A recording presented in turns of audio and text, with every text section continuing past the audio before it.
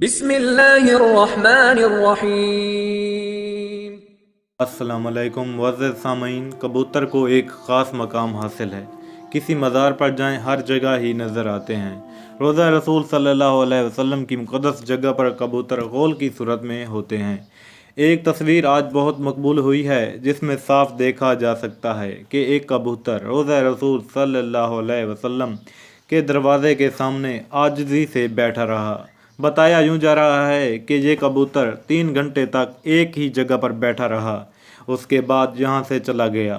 یہ تو اللہ ہی بہتر جانتا ہے کہ یہ کبوتر یہاں کیوں آیا۔ شاید انسانوں کی حاضری آج کل کم ہو گئی ہے، کورونا کی وجہ سے اللہ نے اس کبوتر کو بھیج دیا ہو، اللہ ہی بہتر جانتا ہے۔ اللہ اکبر، اللہ بہت بڑا ہے۔ دوستو، ویڈیو کو لائک کر کے آگے اپنے دوستوں تک شیئر کر دیں تاکہ وہ بھی یہ منظر دیکھ سکیں۔ ویڈیو دیکھنے کا بہت بہت شکریہ۔ چینل پر نیو ہیں تو چینل کو سبسکرائب کر دیں اور اس ویڈیو کو لائک کر کے اپنے دوستوں تک شیئر